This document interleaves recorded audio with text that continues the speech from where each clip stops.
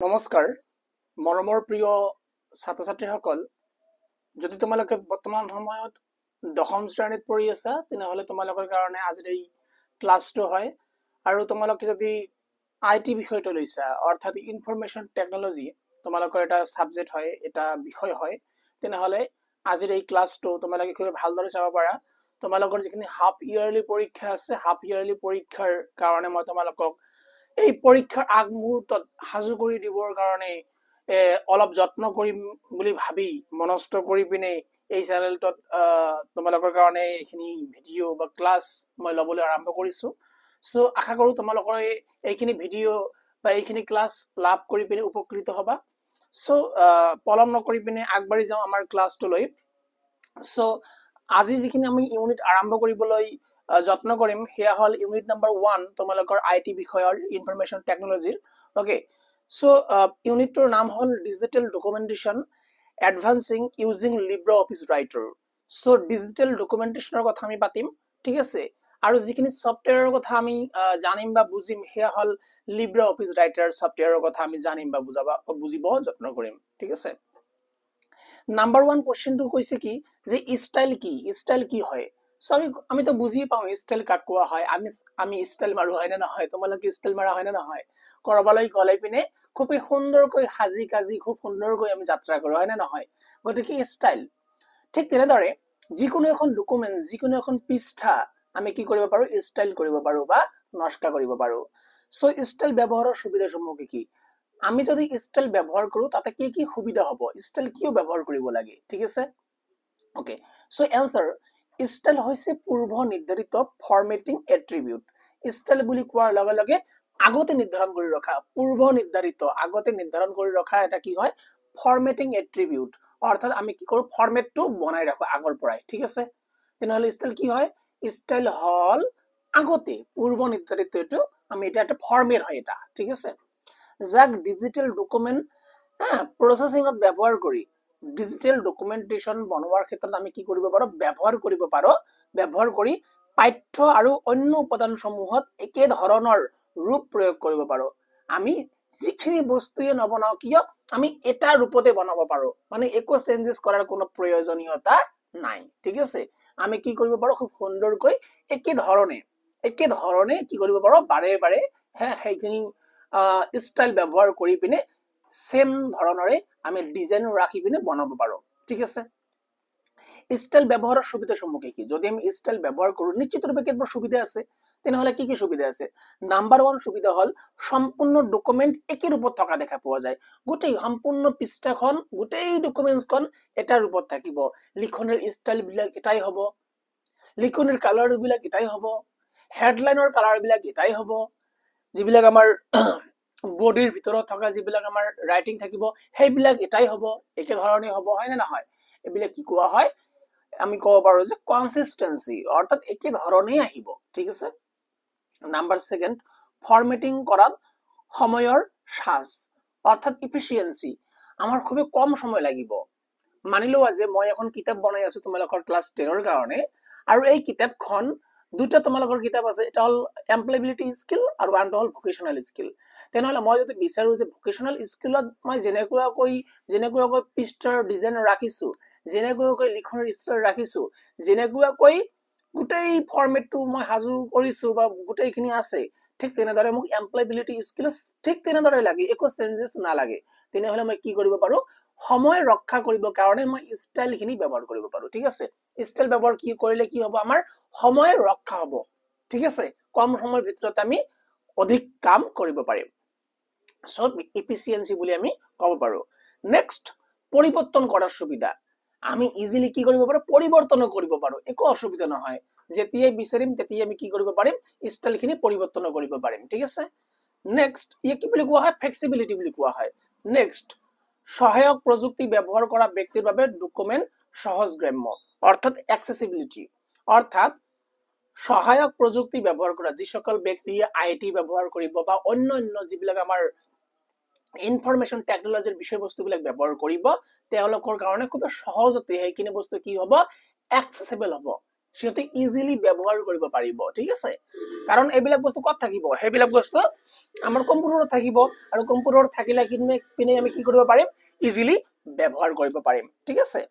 2 নম্বৰত কি কৈছে লিব্ৰা অফিচ ৰাইটাৰত কিমান ধৰণৰ ষ্টাইল থাকে যদি আমি লিব্ৰা অফিচ ৰাইটাৰ সফটওয়্যাৰটো ব্যৱহাৰ কৰো তেনেহলে ষ্টাইল কিমান ধৰণৰ থাকিব মনত ৰাখিবা লিব্ৰা অফিচ ৰাইটাৰত ষ্টাইল 6 ধৰণৰ হয় যেনেকৈ নাম্বাৰ 1 পেজ ষ্টাইল পৃষ্ঠাখনৰ ষ্টাইলৰ কথা মই কৈ আছো এখন পৃষ্ঠাৰ ষ্টাইল ঠিক আছে যেনেকৈ পৃষ্ঠাৰ মাপ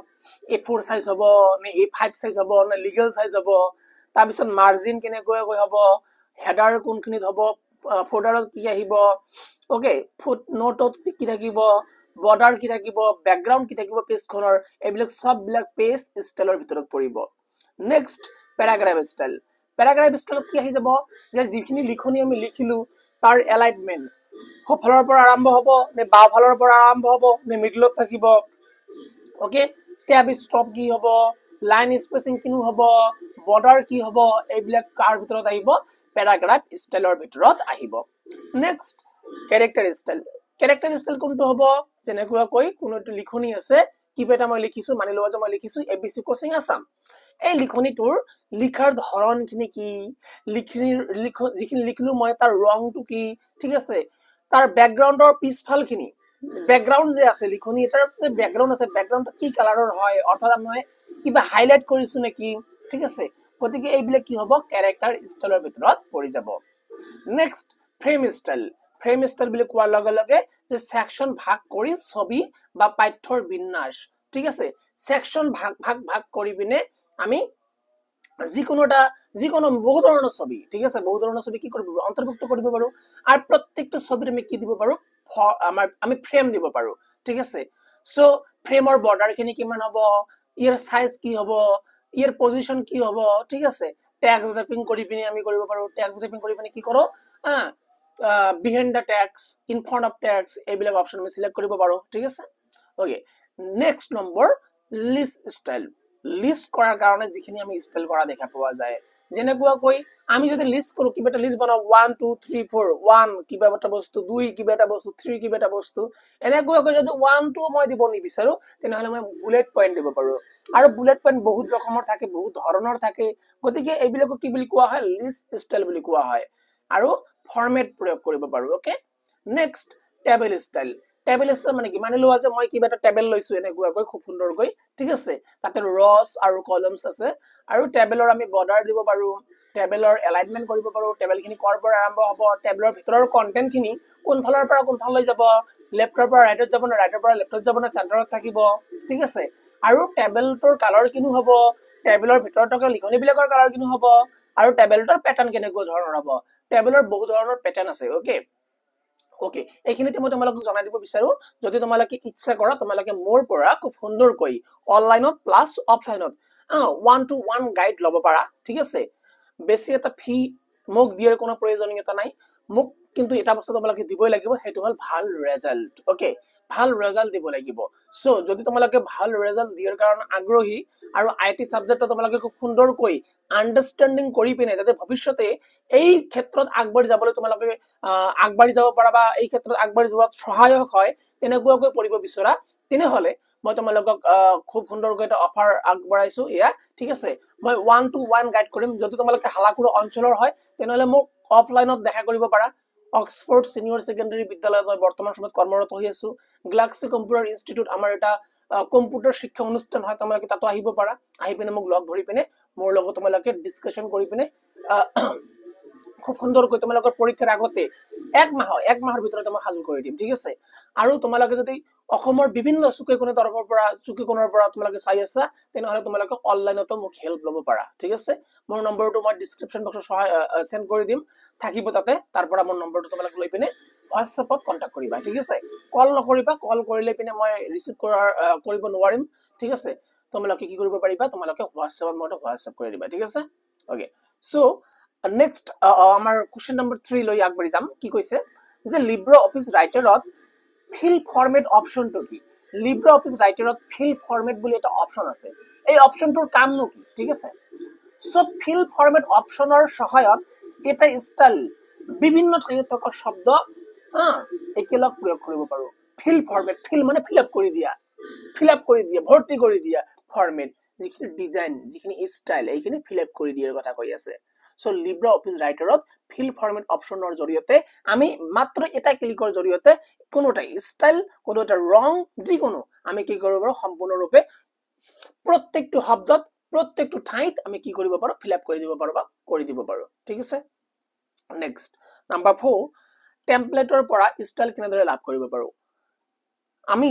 যদি লিব্ৰা অফিস রাইটার ব্যবহার করো then there was so many templates আমি তাতে টেমপ্লেটস দেখা পাব ঠিক আছে এমএস অফিস ব্যবহার করলে তাতে টেমপ্লেট থাকা দেখা পাওয়া যায় সো টেমপ্লেটৰ প্ৰত্যেকটো টেমপ্লেটৰ ভিতৰত থকা যিখিনি ষ্টাইলস সেইখিনি বেলেগ বেলেগ হয় ঠিক আছে আৰু আমি ইচ্ছা কৰিলে নিজে ষ্টাইল ক্ৰিয়েট নকৰি সেই টেমপ্লেট সিলেক্ট কৰি পিনে আমি ষ্টাইলখিনি গ্ৰহণ কৰিব পাৰো সো টেমপ্লেটৰ পৰা যদি আমি ষ্টাইল সিলেক্ট কৰিব বিচাৰো then what we can do okay আমি কিনো কৰিব পাৰো so at first we need to go to the style menu then we need to load the style আৰু আমি বাছনি কৰিম ষ্টাইলখিনি কোনখিনি ষ্টাইল আমাক লাগে then we need to select the template okay বা ডকুমেন্টস আমি টেমপ্লেট বা ডকুমেন্ট খিনি সিলেক্ট কৰিব লাগিব কোনখিনি আমাৰ প্ৰয়োজন হেখিনি বাছনি কৰিব লাগিব then we just need two press okay okay আৰু ওকে টিপিলে খিনি ষ্টাইল খিনি কি হৈ যাব আমাৰ কপি হৈ যাব ওকে নেক্সট নাম্বাৰ 5 কি কৈছে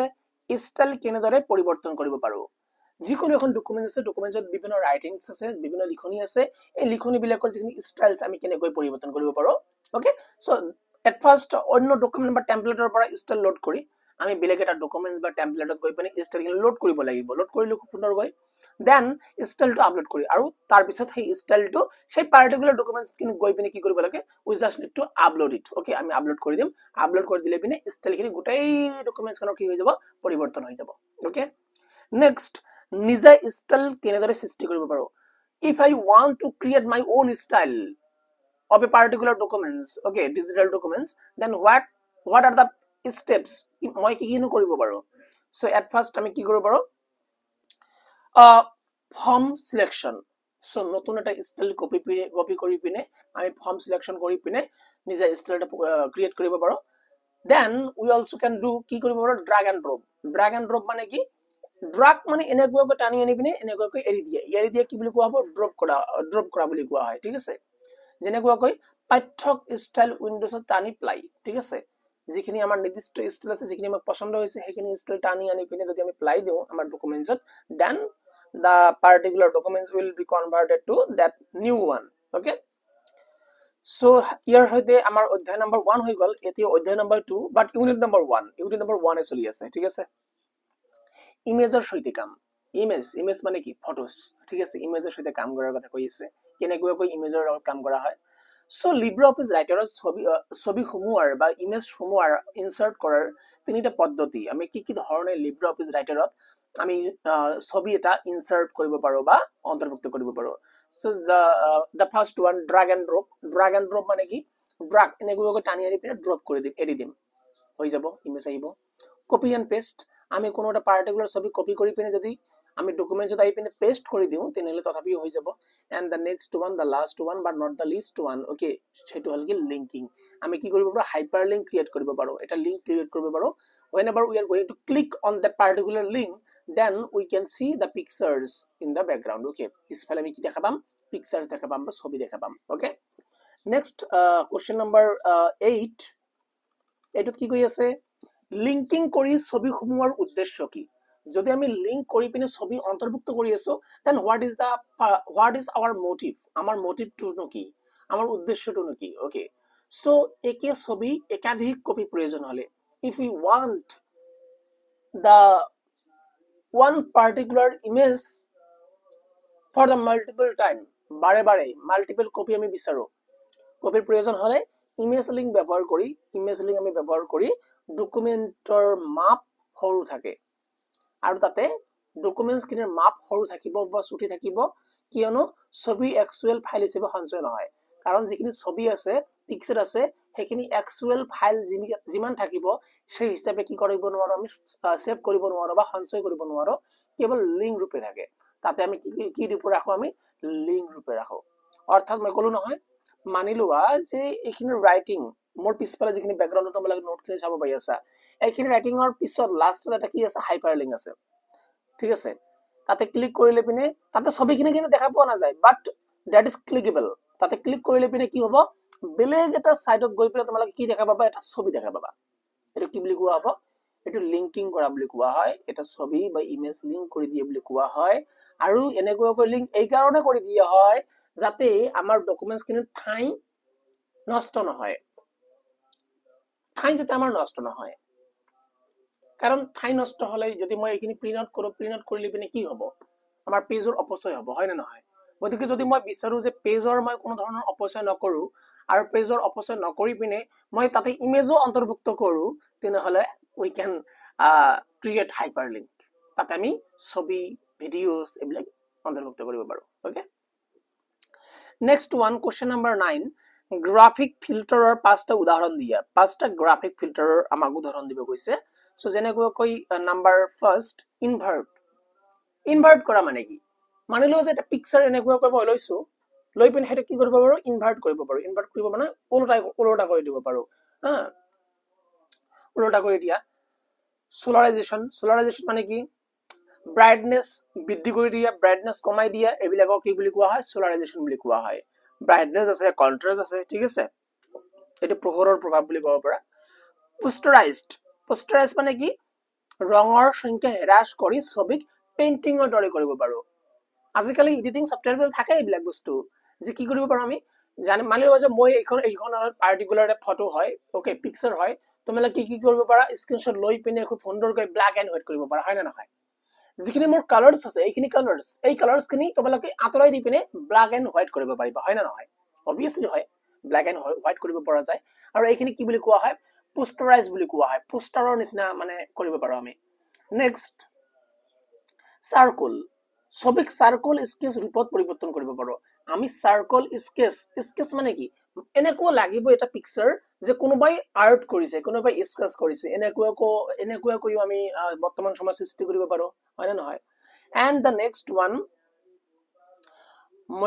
ময়েস মানে কি বহুত পিক্সেল এগুলো কৰি এটা ৰঙৰ টুকুৰা তাতে কৰা দেখা পোৱা যায় আমি বহুত ব্ল্যাক পিক্সেল বুলি কোৱাৰ লগে লগে মই তোমাক উদাহৰণ দি আছো এটা পিক্সেল আছে পিক্সেলটো জুম ইন কৰি লবা একদম জুম ইন কৰি লোৱাৰ পিছত চাবা এটা পিক্সেলৰ ভিতৰত চাৰিকানিয়াৰ নিচিনা বাৰে বহুতো চাৰিকানিয়া থাকে এইবিলাক কি বুলি কোৱা হয় জানা পিক্সেলস বুলি কোৱা হয় আৰু বহুতো পিক্সেলস লাখ কোৰৰ পিক্সেলস মিলি পিনে এটা ইমেজৰ সৃষ্টি হয় এটা ফটোৰ সৃষ্টি হয় মই যে ভিডিওখিনি বনাই আছো ভিডিওৰ বহুত এমবি হৈ যায় মই যে ক্লাসখিনি কৰি আছো বহুত এমবি হৈ যায় আৰু এই এমবি খিনি কেনেকৈ সিদ্ধান্ত কৰা হয় যে কিমান এমবি হ'ব পিক্সেলছৰ ওপৰত নিৰ্ভৰ কৰি কিমানখিনি পিক্সেলছ আছে বুজি পাইছা ওকে সো নেক্সট ওয়ান ৰিসাইজিং কৰা মানে তো বুজিয়ে পোৱা তোমালোকে নতুন আধুনিক যুগৰ আমাৰ লৰা ছোৱালী হোৱা তোমালোকে ৰিসাইজিং তো বুজিয়ে পোৱা অন্তত আমি ইমেজ কি কৰো ক্ৰপ কৰো কোনো এটা ফটো কি কৰো ক্ৰপিং কৰো এই বুৰৰ পৰা কাটি দিও তলৰ পৰা কাটি দিও ইফালৰ পৰা কাটি দিও হেফালৰ পৰা কাটি দিও হয় না নহয় কাটি দি পিনে যিজন মেইন সাবজেক্ট যাৰ ফটো আমাক একচুয়ালি লাগে হেখিনি লও আমি এবিলাকে কি কোৱা হয় ক্ৰপিং বুলি কোৱা হয় আৰু ৰিসাইজিং কাক কোৱা হয় ছবিৰ আকাৰ সৰু কৰা ছবিৰ আকাৰ ডাঙৰ কৰা হ্যান্ডেল টানি ছবি ৰিসাইজ কৰিব পাৰো এই ৰিসাইজ কৰা মানে কি ক্ৰপিং কৰা হেতুই কৈ আছো মই ওকে সো ৰিসাইজিং ইমেজ বুলি কোৱাৰ লগে লগে আমি কোনো এটা ছবিক পাৰ্টিকুলাৰ ইমেজক সৰু কৰা ডাঙৰ কৰা ৰিসাইজ কৰা এইবিলাকক বুজি পাও হ্যান্ডেল কৰি ৰিসাইজ কৰি লোৱা ঠিক আছে নেক্সট 11 নম্বৰ ক্ৰপিং ইমেজ বুজুৱা মানে কি ক্ৰপিং ইমেজ কাক কোৱা হয় হেকিনি কৈ আছে সো ছবিৰ অপ্ৰয়োজনীয় অংশ কাটি পেলোৱা আৰু প্ৰয়োজনীয় অংশ ৰখা ইয়াকে কি বুলি কোৱা হয় ক্ৰপিং ইমেজ বুলি কোৱা হয় যেনেকৈ কিপ স্কেল অটুত থাকিব লাগে বা অটুত ৰাখি আমি কি কৰিব লাগে ক্ৰপিং কৰিব লাগে কিপ ইমেজ সাইজ আমি ইমেজৰ এটা পাৰ্টিকুলাৰ সাইজত ৰাখিব লাগে ক্ৰপিং কৰিলে নিৰ্দিষ্ট এটা আকাৰত থাকিব লাগে ঠিক আছে ৰাখিব লাগে বা ৰাখা যত্ন কৰিব লাগে নেক্সট 12 নম্বৰ গ্ৰুপিং অবজেক্ট বুজুৱা গ্ৰুপিং অবজেক্ট বুলি কোৱাৰ লগে লগে কিনো বুজি পাও সো একাধিক শেপ একেলগ কৰি পিনে যেতিয়া আমি এটা গ্ৰুপ কৰি লম ঠিক আছে, এটা সিঙ্গেল এন্টিটি বনাইলাম, এটা সিঙ্গেল এটা ছবি বনাইলাম, ঠিক আছে, এটা শেপ বনাইলাম, তেতিয়া হেয়া কি হৈ যাব, গ্ৰুপিং অবজেক্ট হৈ যাব। নেক্সট এলাইনমেন্ট লিব্ৰে অফিচ ৰাইটাৰত কি, এলাইনমেন্ট বুলি কোৱাৰ লগে লগে লিব্ৰে অফিচ ৰাইটাৰত এলাইনমেন্ট বুলি কোৱাৰ লগে লগে কিনো বুজি পাওঁ। সো এলাইনমেন্ট বুলি কোৱাৰ লগে লগে কোনো এটা বস্তু আছে যাতে কি কি নহয় মানে এটা বস্তুৰ ওপৰত আন এটা বস্তু আছে, সেইটো বস্তুৰ ওপৰত আন এটা বস্তু আছে, যাতে বস্তুখিনি কি নহয় মানে কোনখিনি বস্তু মোক আগত লাগে, প্ৰথমত লাগে, কোনখিনি পিছফালে লাগে, কাৰ পিছফালে কোনে থাকিব, এইবিলাক কি বুলি কোৱা হয়, মানে নিৰ্দিষ্ট এটা স্থান নিৰ্ধাৰণ কৰি দিয়া হয় যাতে অভাৰলেপিং নহয়, ঠিক আছে, ইয়াকে কি বুলি কোৱা হয়, এৰেঞ্জমেন্ট বুলি কোৱা হয়, ঠিক আছে। Okay, so overlapping objector আগ পিছৰ স্থান নিৰ্ধাৰণ, যেনেকৈ bring to front সন্মুখত লৈ অহা, send to back পিছফালে দি পঠিওৱা, এইবিলাক। নেক্সট এংকৰিং লিব্ৰে অফিচ ৰাইটাৰত কি, এংকৰিং কাক কোৱা হয়, লিব্ৰে অফিচ ৰাইটাৰত এংকৰিং বুলি কোৱাৰ লগে লগে কি বুজি পাওঁ আমি। সো অবজেক্ট, ইমেজ বা ড্ৰয়িং, প্যাৰাগ্ৰাফ, পেজ, ক্যাৰেক্টাৰ বা ফ্ৰেমৰ সৈতে স্থিৰভাৱে জোৰা দিয়াকে কি বুলি কোৱা হয়, সেয়া এংকৰিং বুলি কোৱা হয়। মানি লোৱা যে এখন ডকুমেন্ট আছে, ডকুমেন্টৰ ওপৰত লিখনি আছে, তাতে লিখনি আছে, আৰু লিখনিৰ ওপৰত মই এটা বা পিছফালে মই এটা বিচাৰো কি এটা ইমেজ আহক, পাৰ্টিকুলাৰ এটা ছবি আহক, তেনেহলে সেইটো কি বুলি কোৱা হ'ব, এংকৰিং বুলি কোৱা হ'ব, ঠিক আছে। নেক্সট এলাইনমেন্ট, এটাতো হৈ গ'ল, এলাইনমেন্ট হৈ গ'ল, এংকৰিং হৈ গ'ল এইটো। এলাইনমেন্ট কি কোনটো হ'ব, এলাইনমেন্ট লিব্ৰে অফিচ ৰাইটাৰত কি, এলাইনমেন্ট বুলি কোৱাৰ লগে লগে এংকৰৰ সপক্ষত ছবি হৰিজন্টাল বা ভাৰ্টিকেল স্থানত থোৱা যায়। এলাইনমেন্ট লিব্ৰে অফিচ ৰাইটাৰত কি, এংকৰৰ সাপেক্ষে আমাৰ ছবিখিনি, পাৰ্টিকুলাৰ ছবিখিনি ক'ত আছে, কেনেকৈ আছে, সেই সাপেক্ষে আমাৰ লিখনিবিলাক আমি কি কৰিব পাৰো, আমি পাৰ্টিকুলাৰ এটা হৰিজন্টালি ৰাখিব পাৰো বা ভাৰ্টিকেলি ৰাখিব পাৰো, ভাৰ্টিকেলি বা হৰিজন্টালি আমি ৰাখিব পাৰো খুব সুন্দৰকৈ, আৰু এইবিলাক আমাৰ লিখনিক এনেকুৱাকৈ ৰখাকে কি বুলি কোৱা হয়, এলাইনমেন্ট বুলি কৰা বুলি কোৱা হয়। বা এটা ইমেজৰ ছবিৰ সন্মুখতো ৰাখিব পাৰো, এটা ছবিৰ পিছফালেও ৰাখিব পাৰো আমাৰ লিখনিখিনি, ইয়াকে কি বুলি কোৱা হয়, এলাইনমেন্ট বুলি কোৱা হয়। And the next one is the last one but not the least one. Okay, যেনেকৈ দিয়া আছে টেক্সট ৰেপিং লিব্ৰে অফিচ ৰাইটাৰত কি, টেক্সট ৰেপিং বুলি কোৱাৰ লগে লগে লিব্ৰে অফিচ ৰাইটাৰত আমি কিনো বুজি পাওঁ। সো ছবি আৰু পাঠ্য একেলগে কিদৰে থাকিব, ঠিক আছে, ছবি আৰু পাঠ্য, লিখনি আৰু ছবিটো কেনেদৰে একেলগে থাকিব তাক নিৰ্ধাৰণ কৰাকে কি বুলি কোৱা হয়, টেক্সট ৰেপিং বুলি কোৱা হয়। যেনেকৈ wrap off page, wrap optimal page, wrap left, wrap right, wrap through, এনেকুৱাকৈ বিভিন্ন অপশ্যন আছে, এইবিলাক অপশ্যনৰ ভিতৰত আমি অপশ্যনবিলাক চিলেক্ট কৰিব পাৰো। যদি তোমালোকে বিতংভাৱে জানিব বিচৰা, যদি তোমালোকে প্ৰেক্টিকেল ক্লাছ বিচৰা, তেনেহলে মই অতি সোনকালে তোমালোকক এক্সামৰ পিছে প্ৰেক্টিকেল ক্লাছ লৈ আহিম, ঠিক আছে। কিন্তু তোমালোকে কি কৰিব লাগিব, সাবস্ক্ৰাইব কৰি ল'ব লাগিব, লগতে তোমালোকে বন্ধু বান্ধৱীক শ্বেয়াৰ কৰি দিব লাগিব, আৰু যদি তোমালোকে ভাল লাগে থেংক ইউ বুলি এটলিষ্ট ক'বই পাৰা, ঠিক আছে, তোমালোকে থেংক ইউ বুলি এটলিষ্ট কোৱা, আৰু যদি প্ৰেক্টিকেল ক্লাছ লাগে কমেন্ট বক্সত লিখা প্ৰেক্টিকেল, কমেন্ট বক্সত প্ৰেক্টিকেল লিখিব লাগিব, তথাপিহে তাৰ পিছতহে মই প্ৰেক্টিকেল ক্লাছ লৈ আহিম, ঠিক আছে। গতিকে নোটখিনিতো পাইয়ে গলা, নোটখিনি খুব সুন্দৰকৈ চাবা। 16 নম্বৰ পৰ্যন্ত আমি আজি আলোচনা কৰিলো, আৰু খুব সুন্দৰকৈ পৰৱৰ্তীখিনি আলোচনা কৰিম। আমাৰ MCQ আছে, MCQ আলোচনা কৰিব লাগিব। গতিকে অহা ক্লাছত লগ পাই আছো, আজিলৈ ইমানে। জয় হিন্দ, জয় ভাৰত।